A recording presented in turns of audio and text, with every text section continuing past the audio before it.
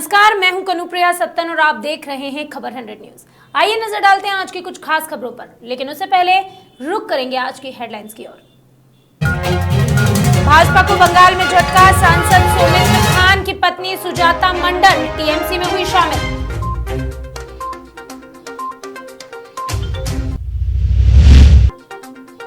Britain में बेकाबू हुआ कोरोना का नया स्ट्रेन, सऊदी अरब ने निलंबित की अंतरराष्ट्रीय उड़ानें। केंद्रीय स्वास्थ्य मंत्री डॉक्टर हर्षवर्धन का बड़ा बयान, कहा कोरोना का बुरा समय अब टल चुका है, अगले महीने से शुरू होगा टीकाकरण। और लखनऊ पुलिस कमिश्नर को जान से मारने की धमकी, पुलिस विभाग में मचा हड़कंप।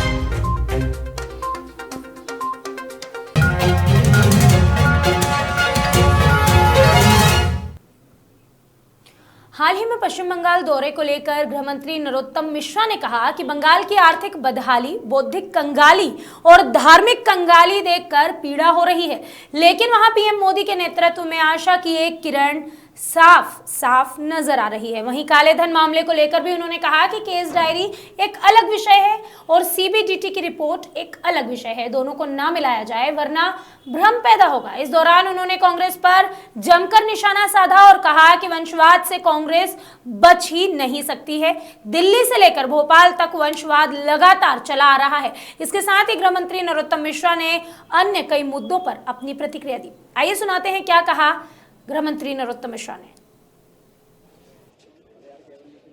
बंगाल को कंगाल कर दिया निर्ममता ने।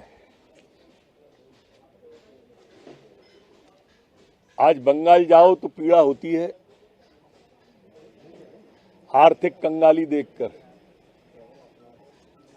आर्थिक बदहाली देखकर, बौद्धिक कंगाली देखकर, धार्मिक कंगाली देखकर, धार्मिक बदहाली देखकर। वहां मोदी जी के नेतृत्व में भारतीय जनता पार्टी में एक आशा की किरण दिखाई दे रही है लोगों को। अमित शाह जी का बंगाल का दौरा हर मायने में अत्यधिक सफल रहा है। जो जनसैलाब उनकी सभा में उमड़ा, जो जनसैलाब उनकी रोड शो में आया, वो देखते ही बनता था। जो इस बात का द्योतक और परिचायक है कि जनता ने निर्ममता दीदी की विदाई तय कर दी है और भाजपा के आगमन के लिए पलक पांवड़े बिछा रही है। दिया बंधुओं से केस डायरी अलग चीज है, सीबीडीटी की रिपोर्ट और चुनाव आयोग की रिपोर्ट अलग चीज है। इन दोनों को न मिलाएं अथवा भ्रम पैदा हो जाता है। केस डायरी के बारे में हवाला से लेके अभी तक कई प्रकरण आ चुके हैं। केस डायरी जांच का विषय होती है, लेकिन सीबीडीटी जांच के बाद का विषय होती है। चुनाव आयोग का निर्देश जांच के बाद का विषय होता है।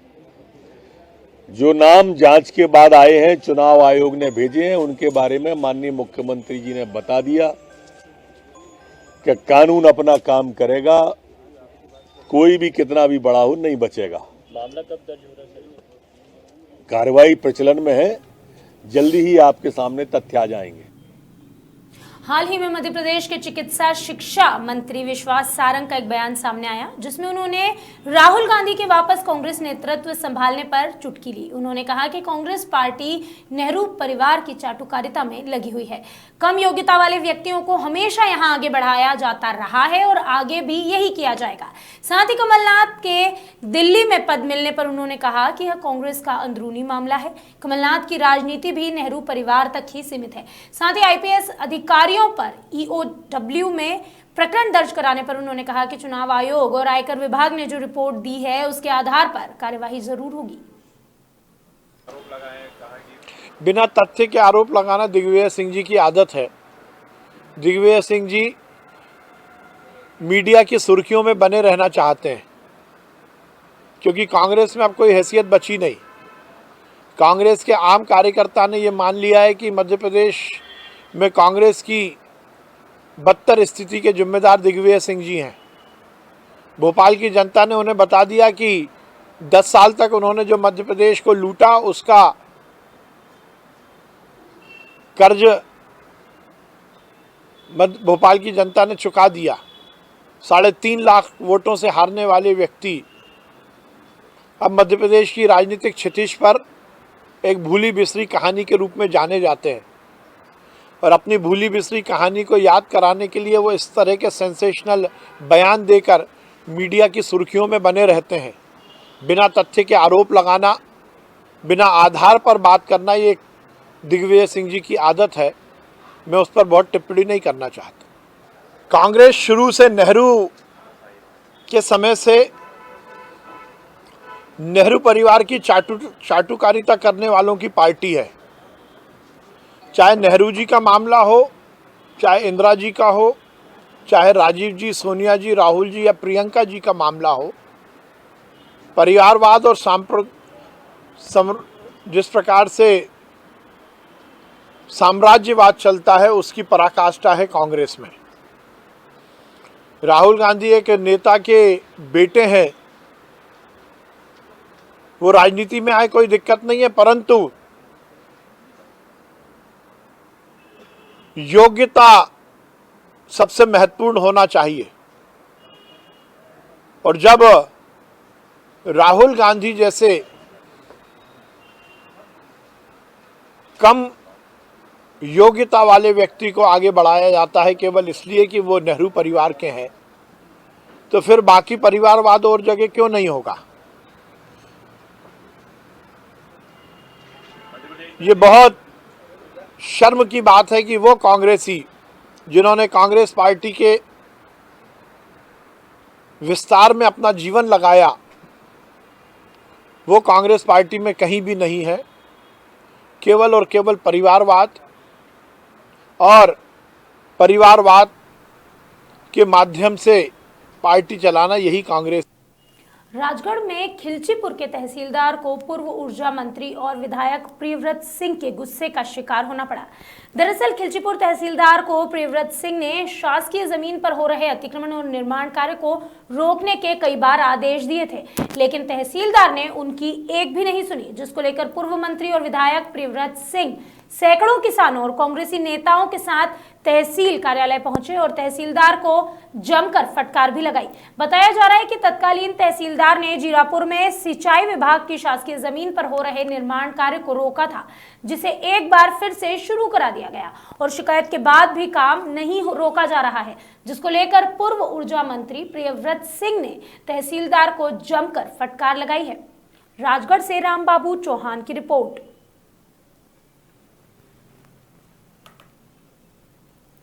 मध्य प्रदेश की राजधानी भोपाल में गुंडों का आतंक लगातार बढ़ता जा रहा है। यहां गुंडे और असामाजिक तत्व आम लोगों को खुलेआम जान से मारने की धमकी दे रहे हैं। हाल ही में भोपाल के कोगदा आनंद नगर में रहने वाले हमीद खान ने आरोप लगाया कि उन्हें और उनके परिवार को कोगदा क्षेत्र में अपराधी आए दिन जान से मारने की धमकी दे रहे हैं, लेकिन पुलिस है कि उनके मामले में सुनवाई ही नहीं कर रही। पीड़ित के मुताबिक ये सभी आरोपी सरकारी जमीनों को बेच रहे हैं, लेकिन बावजूद इसके प्रशासन मौन बना हुआ है। 500-600 लोगों को भेज दिया। हाँ, करोड़ों की जमीन बेची। उनने कम से कम भेज दी 25-30 एकड़ जमीन। उसमें मकान बन गए। मकान बन गए। ये कौन से डीआई साहब ने बताया? विश्वास चारण क्या? वही वहाँ के लोकेंद्र सिंह ठाकुर, बिलखिरिया थाने के। क्या लगा भैया वो उनके आदमी, इसलिए कार्रवाई नहीं हो पाएगी उनके ऊपर। ये उन्होंने ऐसा कहा है? हाँ, ये आपने जो विक्रय पत्र में बताया दान पत्र, ये कौन सी जमीन के? ये उसी सरकारी जमीन के। आपने भी खरीदी? 20 रुपए का स्टाम्प है ना, सरकारी जमीन किस रही है? हाँ, वहाँ पे स्टाम्प पे बेच रहे हैं ऐसे ही। ये हजारों लोगों को बेची साहब, उन्होंने थोड़ी बहुत नहीं बेची। आप क्या चाहते हो? मैं जो चाहता हूँ उनके ऊपर कार्रवाई होना चाहिए। भूमाफिया है ये। तो कभी कलेक्टर को शिकायत करिए, शिकायत कलेक्टर को भी करिए, कुछ होगा नहीं उससे, कुछ होता ही नहीं। उनकी 50 शिकायतें हैं बिलखिरिया थाने में, लेकिन शिकायत नहीं, वो कार्रवाई नहीं हो पा रही उनके ऊपर। नाम बताओ। और मेरे मतलब समझ लो कि मुझे इतना खतरा कि अभी हो सकता है मैं यहाँ से घर पहुँचूँ नहीं। कल ही मेरे भाई के ऊपर रिवॉल्वर निकाली उसने, और अभी मेरे घर पे 50 नगर निगम वालों को पहुँचा दिया उन्होंने ऊपर से सरकार के। मध्य प्रदेश के कृषि मंत्री कमल पटेल ने ऐलान किया है कि स्वर्गीय अटल बिहारी वाजपेयी की जयंती के अवसर पर 25 दिसंबर को केंद्र और राज्य सरकार सुशासन दिवस के रूप में मनाएगी। वहीं इस मौके पर हरदा जिले में 25 दिसंबर से 30 दिसंबर तक सुशासन सप्ताह भी मनाया जाएगा। इसके साथ ही सरकार की सभी योजनाएं घर बैठे बैठे लोगों तक पहुंचाई जाएगी। अटल बिहारी वाजपेयी जी की जन्म जयंती है 25 दिसंबर को। भारत सरकार और प्रदेश सरकार सुशासन दिवस के रूप में उनकी जयंती मनाएंगे। सुशासन का मतलब होता है कि लोगों को जितनी भी जन कल्याणकारी योजनाएं सरकार की केंद्र और प्रदेश की वो जिन लोगों के लिए है, गरीब के लिए, किसान के लिए, महिलाओं के लिए, युवाओं के लिए, बुजुर्गों के लिए, हर वर्ग के लिए उनको घर बैठे वो सुविधाओं का लाभ प्राप्त हो, इसके लिए भारतीय जनता पार्टी की सरकार ने, हमारी सरकार ने निर्णय लिया है कि हम जनता को सुशासन देंगे, सत्ता परिवर्तन से व्यवस्था परिवर्तन करके दिखाएंगे और ईमानदार शासन हो, प्रशासन लोगों की सेवा आसानी से उनको उपलब्ध हो जाए। और इसके लिए मैंने हरदा जिले में आज कलेक्टर, सीईओ और अधिकारियों की बैठक लेकर निर्देशित किया है कि 25 दिसंबर से लेकर 31 दिसंबर तक सुशासन सप्ताह के रूप में हम इसको मनाएंगे। आपकी समस्या का हल आपके घर, यानी घर पहुंच सेवा शासन प्रशासन के माध्यम से दिलवाएगा। उदाहरण के लिए 1 नंबर मकान से ग्राम पंचायत में शुरू होगा अभियान, जिसमें हमारे ग्राम पंचायत के सचिव, सहायक, शिक्षक, आंगनवाड़ी कार्यकर्ता, स्वास्थ्य कार्यकर्ता, पटवारी, नाकेदार, कृषि विभाग के हर विभाग के अधिक कर्मचारी जो वहां स्थानीय पंचायत सचिवालय जैसे रहता है वो जाएंगे घर में और सर्वे करेंगे कि आपके घर में कितने लोग हैं। मुखिया से 1 दिन के बच्चे से लेकर बुजुर्ग तक उनके नाम, जन्म तारीख, उनके पास राशन कार्ड है कि नहीं, आधार कार्ड है कि नहीं, उसके अलावा जाति उनकी क्या है, तो जाति प्रमाण के पत्र के लिए पटवारी, तहसीलदार, कलेक्टर, एसडीएम, कलेक्टर भटकते रहते, लेकिन कई लोगों के जाति प्रमाण पत्र नहीं बनते, इसलिए घर पहुंच उनका फॉर्म भरवाना और वहीं उनकी पूरी फॉर्मेलिटीज कर उनको देना। इसी प्रकार विकलांग, दिव्यांग अगर है, उसको अगर दिव्यांग पेंशन मिलती है लेकिन उनका मेडिकल नहीं होता, कई लोगों को पता नहीं होता, तो उनका सर्वे करके उनके मेडिकल करा के उनके प्रमाण पत्र बनाना ताकि उनको पेंशन चालू हो जाए। कल्याणी माताएं विधवा हो जाती है, हमारी माताएं बहनें 10-10, 20-20 साल हो गए, लेकिन कहीं 5 साल हो गए, कहीं 2 साल हो गए, पेंशन नहीं मिल रही उनको, अब उनके पास मृत्यु प्रमाण पत्र नहीं है, तो उसकी फॉर्मेलिटीज वही गांव में पूरी करके और उनको दिलाने का काम करना, इस प्रकार की व्यवस्था। इसी प्रकार वृद्धावस्था पेंशन, निराश्रित पेंशन, नामांतरण, बंटवारा, वनवासियों को, आदिवासियों को उनके जमीन पर, वन भूमि पर कब्जा लेकिन मालिकाना हक नहीं, उनको दिया, पट्टा नहीं मिला, उनको पट्टे दिलाना, पोती नामांतरण, बंटवारे, जो भी किसान की या गांव की लोगों की समस्याएं हैं, आयुष्मान कार्ड, सारी समस्याएं लिखकर वहीं घर पर देकर आने का काम हमारे कर्मचारी अधिकारी करेंगे और इसका अभियान चलेगा और ये 1 सप्ताह में सारी समस्याओं का निराकरण घर पहुंचकर उसके बाद में हम जनप्रतिनिधियों के माध्यम से उनको वितरण करने का काम करेंगे, ताकि न तो उनका डीजल जले, न उनको भटकना पड़े, न उनका कहीं पैसा लगे। ये सब काम एक अभियान के रूप में निःशुल्क सेवा अटल बिहारी वाजपेयी जी के जन्म जयंती सप्ताह के तहत हरदा जिले में किया जाएगा। प्रधानमंत्री सड़क योजना, जिसका काम सड़क मार्गों को बेहतर करने का था, वह योजना हाल ही में ध्वस्त होती दिखाई दी। दरअसल मामला है खुड़ेल से 7 किलोमीटर दूर असरावत बुजुर्ग नेमावर बेतुल मार्ग का, जो 10 गांवों को आपस में जोड़ता है। यहां पर करीब 1 साल पहले जय जयवंती नदी पर पुल का निर्माण कार्य हुआ था, जिसका एक हिस्सा ध्वस्त हो गया, जिसके बाद ग्रामीणों ने ईंट, पत्थर, कांटों से रास्तों को रोका ताकि कोई दुर्घटना ना हो सके। और मटेरियल में कुछ कमी है। ये 9 बजे हादसा हुआ, गांव वालों ने जैसे ही देखा फिर आए और यहाँ पत्थर जमा के रोड का काम मतलब बंद किया। उसके बाद में यही हादसा पिछली बार उधर भी हुआ था। तो ये पूरी जो है लापरवाही ठेकेदार और प्रशासन की, ये समझिए आप मेन रोड है ये, कम से कम 10 गाँव का मेन रोड है ये। लापरवाही के कारण टूटा है, गलत मिट्टी डाल डोल कर ने करा था उसने लोकल काम, उस हिसाब से का। और इधर जो गांव का पानी आता वो भी इसमें ही गया पूरा। तो इसका पानी का सही साट उनने निकास नहीं करा, उस हिसाब से उधर का भी धस गया था। वो तो बगैर वजन से धसा, ये थोड़ा कोई वजन से धसा। और 9-1 बजे की बात है, 9-1 बजे हुआ है। फिर आए गांव वालों ने देखा और ये इधर कांटे वांटे रख दिए, उधर पत्थर रख दिए, कोई हादसा बड़ा नहीं हुआ। उनको रोका भी सही यहाँ पे उद्देश्य के हिसाब से काम करा ग्रामीण जनों ने। माधवी लता, जिनकी उम्र 40 वर्ष है, वो हैदराबाद के ग्राम वेमुलावाड़ा से प्रधानमंत्री मोदी से मिलने के लिए निकली हैं। करीब 35 दिनों से साइकिल चलाते हुए ग्वालियर तक जा पहुंची, जहां ग्वालियर के लोगों ने उनका अभिवादन किया, उनकी इच्छा शक्ति और भी बढ़ाई।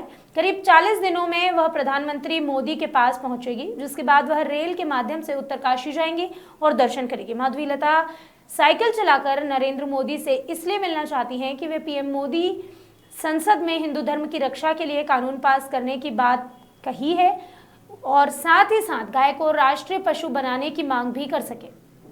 ग्वालियर से ओमपाल कौरब की रिपोर्ट। वेमुलावाड़ा नाम का गांव से मेरा साइकिल यात्रा स्टार्ट किया। मोदी जी को, माननीय मोदी जी को मेरा 3 संकल्प लेकर जा रहा था। ये पहले हिंदू रक्षा के लिए हिंदू अट्रॉसिटी कानून पार्लियामेंट में डालना चाहिए और गोमाता का रक्षा के लिए गोमाता को राष्ट्रीय पशु घोषित करना। ये घर घर में गोमाता को रहने को रूल पास करना। अगर गोमाता नहीं है तो घर बनाने को परमिशन नहीं मिलना चाहिए, ऐसा रूल बनाती तो घर घर में गाड़ी आएगी। वो ब्रिटिशर्स ने हम गांव को हमसे दूर किया। फिर हम लोगों को गांव को इन्वाइट करना जरूरी है। गांव की वजह से देश बच जाएगी। गोमाता की रक्षा करना हिंदू के लिए अच्छा सा भलाई होगी। गोमाता का रक्षा करना और मंदिर का रक्षा। मंदिर को कमाने वाले पैसा फंडिंग के लिए आती है ना, वो पैसा को मंदिर को खर्च करना चाहिए, हिंदू को खर्च करना चाहिए। सरकार से लेकर वो प्राइवेट करना जरूरी है। वो सारा पूर पीपल्स आते हैं ना, वो लोग को दर्शन टिकट निकालना और अच्छा खाना देना, सब फ्री में देना, ये करना चाहिए। इसलिए मंदिर को रक्षा के लिए भी मैं एक बीजेपी कार्यकर्ता था। बीजेपी कार्यकर्ता होकर मैं हमारे अधिनायक को विनती करने के जा रहा था। मोदी जी के ज़माने में ये करना चाहिए, मोदी के बाद ये होता ही ये नहीं मालूम नहीं। वो कितना अच्छा काम किया, ये भी करेगा, मुझे हिम्मत है। आज से 35 दिन हो गई। पहले दिन से लेकर आज तक सब लोग बजरंग दल वाले, VHP, RSS, बीजेपी एंड आज से पतंजलि भी हमारे कार्य में जुड़ा हुआ। ये सब लोग मुझे ज़्यादा मदद कर रहा है। दिखाओ उनको, दीदी गायत्री दीदी, नेहा बहन, ये सब लोग मुझे ज़्यादा मदद कर रहे हैं। उनके मदद से मैं इतना जोर से, मेरे दर्द याद नहीं आता है। खुशी से मैं मेरे यात्रा करने को हमारे गांव में, मेरे पैदा हुआ गांव, एक गांव में एक अद्भुत शिवालय है, महिमान्वित शिवालय है। वो उसके बारे में किसी को भी पता नहीं। वो दक्षिण में, नॉर्थ में किसी को भी नहीं पता है उनके बारे में। तो उनके बारे में मैं लोगों को बोलना चाहती है, इसलिए मैं दक्षिण काशी बोलते हैं वो टेम्पल को, राजा राजेश्वर टेम्पल है हमारे गांव में। वो गांव से दक्षिण काशी का मंदिर के स्टार्ट होकर उत्तर काशी में मैं बंद करना चाहती हूँ। माननीय मोदी जी के मिलने के बाद मैं ट्रेन से और फ्लाइट से उत्तर काशी वाराणसी जाऊँगा। वाराणसी में दर्शन करके मेरे यात्रा समाप्त करूँगा। अभी के लिए बस इतना ही। बाकी खबरों का सिलसिला लगातार रहेगा जारी। बने रहिए खबर 100 न्यूज़ के साथ, जनता की बुलंद आवाज।